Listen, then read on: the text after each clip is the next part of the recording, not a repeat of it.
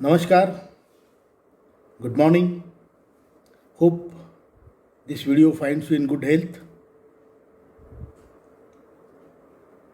In EPS 95, National Agitation Committee has fought for our rights from last 6 years, from the villages to mohallas to tehsil to district to state or even national forum.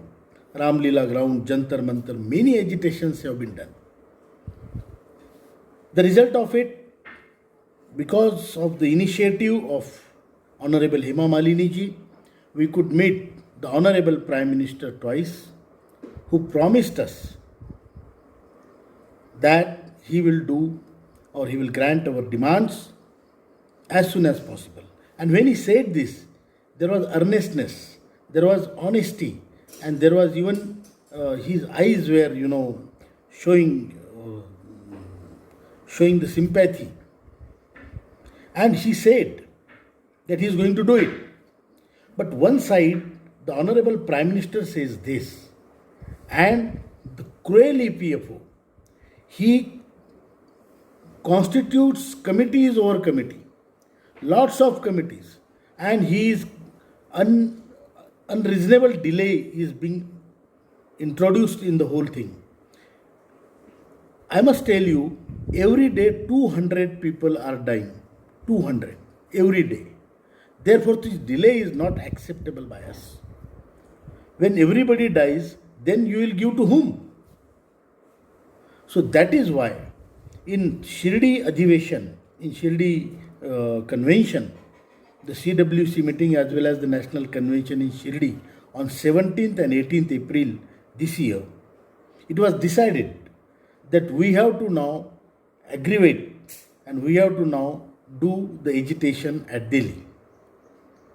That is why we are roaming around all the country and telling you all that please understand what the agitation is we are going to do, and please contribute in that agitation by your physical presence. From 1st August till 6th August, we are going to do chain hunger strike in front of EPFO office in Delhi, in Bikaji Kama place. After that, on 7th August onwards, we are going to do fast until death. 8th August, meanwhile, while doing that, in Ramlila ground, all people, all EPS pensioners all over India, we are inviting to participate and show the government that what your condition is, what you are asking for, that your own money, and you want justice for your own money in your old age. For that, lakhs of people should gather in Ramlila ground, and Rasta Roko also we will do. And we have decided, instead of dying in illness, we should die fighting. That is, सरते सरते मरने से लड़ते लड़ते मरना हमें पसंद है. Saying this, I request all of you that please participate in this and protest against cruel EPFO, and let's request our Honorable Prime Minister that please look at us, look after us. Everybody is getting their dues in this country except for old people who have deposited their money. Those who have not given money, not contributed, they are getting pensions. We have contributed, we are not getting pension. 1170 rupees is average pension throughout the country in EPS people. And that is why we have to fight for this injustice. I request you, all our NAC leaders, they have actually devoted their whole life for this. Being a pensioner, a common man, you have to devote your one day. You have to come to Delhi and participate in this big agitation where Rasta Roko will be there, fast until death will be there, chain fasting will be there, as I said before, and there will be a big gathering there.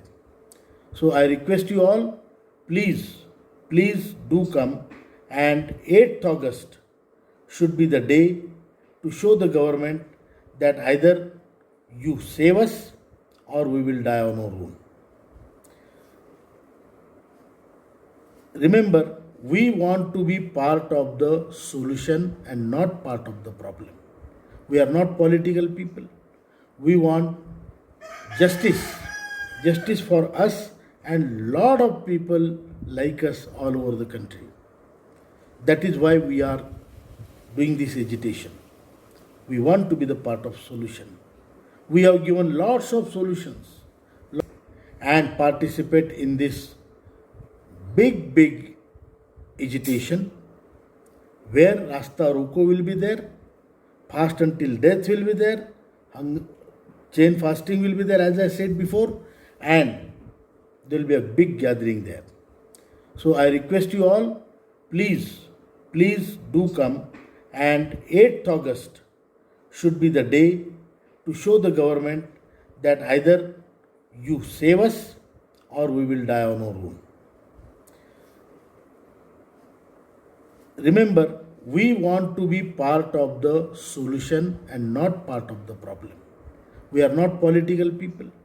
We want justice for us and lot of people like us all over the country.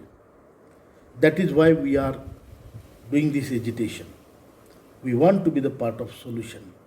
We have given lots of solutions to even to the Ministry of Labor, to different officers, even the Finance Secretary. We had given solutions that we can get our demands fulfilled within our own money. Even government doesn't have to contribute. And if at all government has to contribute to see that we are getting our rightful dues, then like any other pension scheme, they should contribute in this scheme also. So this is what our demand is, and I request you, please come. This time, either we have to win or we have to die. Only one solution. This is our last battle, and this is आर पार की लड़ाई है. This is complete end of the game, and that's why I'm requesting all of you to please come there. Come there in big numbers. Get your wife along. मातृशक्ति के बिना हमें कोई चारा नहीं है. We respect our women. They should be part. They are part of our lives, and they should be part of our agitation also. With this, I again thank you very much, and I hope this last battle we will all participate and make it successful. Thank you. नमस्कार. आशा करता हूँ कि आप सब स्वस्थ होंगे और आशावादी होंगे.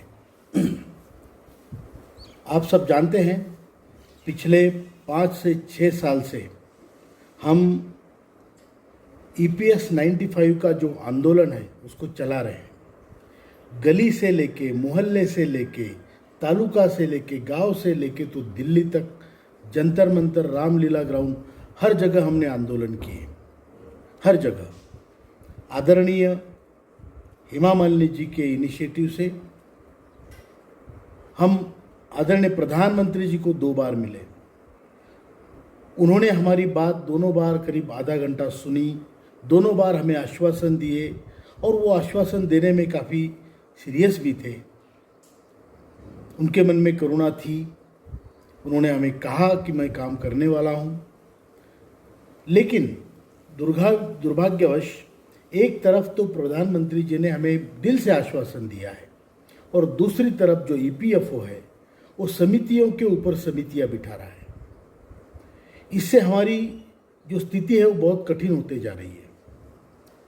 हर रोज 200 लोग EPS के पेंशनर्स मरते हैं हर रोज. और अगर यही हमारे लिए तो ये हुआ कि जितना समय लगेगा उतनी मौतें होगी. तो इससे और जो हमारी जीवन मान है वो सुधारने का कोई तरीका हमें और तो कोई सूझ नहीं रहा है. जब हम प्रधानमंत्री जी के शरण में गए हैं तो और कहाँ जाए, किसके शरण में जाए.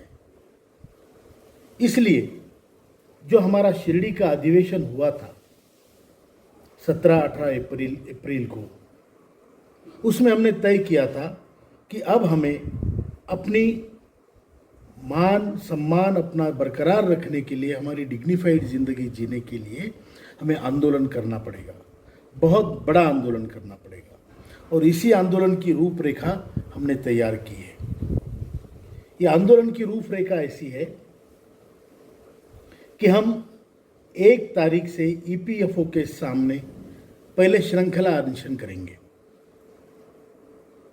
उस श्रृंखला अनशन के बाद 7, तब तक अगर कुछ नहीं होता है, 7 तारीख से हम आमरण अनशन करेंगे। क्योंकि हमने सोच लिया है, सड़ते सड़ते मरने से अच्छा है कि हम लड़ते लड़ते मरे। 7 तारीख से हम आमरण अनशन करेंगे। जिनको श्रृंखला अनशन के लिए नाम देने हो, अपने चीफ कोऑर्डिनेटर स्टेट प्रेसिडेंट नाम देने हो, अपने चीफ कोऑर्डिनेटर स्टेट प्रेसिडेंट या फिर हमारे पास डायरेक्टली भेज सकते हो, किसी भी राज्य के हो। जो आमरण अनशन में बैठना चाहते हैं, बहुत से लोग हैं, वो हमें नाम दे दें, हम उनकी वहाँ पर आमरण अनशन की जो व्यवस्था है वो ईपीएफओ के ऑफिस के सामने करेंगे। उसके बाद 8 तारीख को, 8 अगस्त में 1 अगस्त से 6 अगस्त श्रृंखला अनशन, 7 अगस्त आमरण अनशन, 8 अगस्त को हम पूरे भारत से लोग रामलीला ग्राउंड पर आएंगे, लाखों की संख्या में आएंगे। ये मेरा आह्वान है। मैं आपको इस पर इन्वाइट करता हूँ, आपको न्योता देता हूँ कि देखिए, आपके जितने नेता हैं देश भर के ईपीएस के, वो अपनी जी जान लगा के कोशिश कर रहे हैं। उन्होंने अपनी पूरी ज़िंदगी समर्पित की है। अभी ये आपका समय है कि आपको एक दिन सपत्नीक आइए, एक दिन आपको देना है 8 तारीख का। बहुत बड़ी संख्या में हमें मांगने जाना है, अपनी याचना करने जानी है, करुणामयी पुकार लगानी है। और इसलिए आपको सभी को 8 अगस्त को दिल्ली में आना है। इसमें कोई छूट नहीं है। ये हमारे जीवन मरण का प्रश्न है, हमारे स्वाभिमान का वजूद का सवाल है, हमारे अस्तित्व का सवाल है। हमारी आज से लेकर मरने तक की जो बची हुई ज़िंदगी है, वो हम स्वाभिमान से गुजारना चाहते हैं और स्वाभिमान से हम मरना चाहते हैं। इसलिए मेरी ये दरख्वास्त है, रिक्वेस्ट है, विनती है कि आप सभी लोग पूरे भारत में से ईपीएस के पेंशनर्स रामलीला ग्राउंड पे जमा हो। सुबह 10 बजे से कार्यक्रम शुरू होगा, शाम को 5-6 बजे तक। इसलिए आप ज़्यादा से ज़्यादा संख्या में आइए। हमारी जो मांगे हैं, 7,500 महंगाई भत्ता हमें मिलना चाहिए मिनिमम पेंशन की तौर पे। हमें मेडिकल सुविधाएं मिलनी चाहिए, क्योंकि बिना नोरिशमेंट के खाना ठीक से ना मिलने के कारण और हमारी मेडिकल सुविधा ना होने के कारण 200 लोग हर रोज़ मर रहे हैं। तीसरी मांग है, जो हाईकोर्ट का, जो सुप्रीम कोर्ट का जो निर्णय है 4 अगस्त 2016 का, उसको लागू किया जाए। उसमें जो ब्यूरोक्रेसी ने अड़ंगा डाला है उसको निकाला जाए और हमें हायर पेंशन का जिनको जिनको लाभ होता है उनको दिया जाए। और चौथी मांग है, जो लोग इस स्कीम में नहीं हैं उनको पोस्ट फैक्टो मेंबर बना के इसको स्कीम में लाया जाए या उनको एक फिक्स पेंशन दी जाए। ये चारों मांगों के लिए आज मैं अपील करता हूँ देश के सारे ईपीएस पेंशनरों को, कृपा करके 8 अगस्त को वहाँ पर आएं और जो भी अपनी मांगे हैं वो सरकार के सामने रखें। 7 तारीख से हम आमरण अनशन करेंगे। जिनको श्रृंखला अनशन के लिए नाम देने हो, अपने चीफ कोऑर्डिनेटर स्टेट प्रेसिडेंट या फिर हमारे पास डायरेक्टली भेज सकते हो, किसी भी राज्य के हो। जो आमरण अनशन में बैठना चाहते हैं, बहुत से लोग हैं, वो हमें नाम दे दें, हम उनकी वहाँ पर आमरण अनशन की जो व्यवस्था है वो ईपीएफओ के ऑफिस के सामने करेंगे। उसके बाद 8 तारीख को, 8 अगस्त में 1 अगस्त से 6 अगस्त श्रृंखला अनशन, 7 अगस्त आमरण अनशन, 8 अगस्त को हम पूरे भारत से लोग रामलीला ग्राउंड पर आएंगे, लाखों की संख्या में आएंगे। ये मेरा आह्वान है। मैं आपको इस पर इन्वाइट करता हूँ, आपको न्योता देता हूँ कि देखिए, आपके जितने नेता हैं देश भर के ईपीएस के, वो अपनी जी जान लगा के कोशिश कर रहे हैं। उन्होंने अपनी पूरी ज़िंदगी समर्पित की है। अभी ये आपका समय है कि आपको एक दिन सपत्नीक आइए, एक दिन आपको देना है 8 तारीख का। बहुत बड़ी संख्या में हमें मांगने जाना है, अपनी याचना करने जानी है, करुणामयी पुकार लगानी है। और इसलिए आपको सभी को 8 अगस्त को दिल्ली में आना है। इसमें कोई छूट नहीं है। ये हमारे जीवन मरण का प्रश्न है, हमारे स्वाभिमान का वजूद का सवाल है, हमारे अस्तित्व का सवाल है। हमारी आज से लेकर मरने तक की जो बची हुई ज़िंदगी है वो हम स्वाभिमान से गुजारना चाहते हैं और स्वाभिमान से हम मरना चाहते हैं। इसलिए मेरी ये दरख्वास्त है, रिक्वेस्ट है, विनती है कि आप सभी लोग पूरे भारत में से ईपीएस के पेंशनर्स रामलीला ग्राउंड पे जमा हो। सुबह 10 बजे से कार्यक्रम शुरू होगा, शाम को 5-6 बजे तक। इसलिए आप ज़्यादा से ज़्यादा संख्या में आइए। हमारी जो मांगे हैं, 7,500 महंगाई भत्ता हमें मिलना चाहिए मिनिमम पेंशन की तौर पे। हमें मेडिकल सुविधाएं मिलनी चाहिए, क्योंकि बिना नोरिशमेंट के खाना ठीक से ना मिलने के कारण और हमारी मेडिकल सुविधा ना होने के कारण 200 लोग हर रोज़ मर रहे हैं। तीसरी मांग है, जो हाईकोर्ट का जो सुप्रीम कोर्ट का जो निर्णय है 4 अगस्त 2016 का, उसको लागू किया जाए। उसमें जो ब्यूरोक्रेसी ने अड़ंगा डाला है उसको निकाला जाए और हमें हायर पेंशन का जिनको जिनको लाभ होता है उनको दिया जाए। और चौथी मांग है, जो लोग इस स्कीम में नहीं हैं उनको पोस्ट फैक्टो मेंबर बना के इसको स्कीम में लाया जाए या उनको एक फिक्स पेंशन दी जाए। ये चारों मांगों के लिए आज मैं अपील करता हूँ देश के सारे ईपीएस है कि आप सभी लोग पूरे भारत में से ईपीएस के पेंशनर्स रामलीला ग्राउंड पे जमा हो। सुबह 10 बजे से कार्यक्रम शुरू होगा, शाम को 5-6 बजे तक। इसलिए आप ज़्यादा से ज़्यादा संख्या में आइए। हमारी जो मांगे हैं, 7,500 महंगाई भत्ता हमें मिलना चाहिए मिनिमम पेंशन की तौर पे।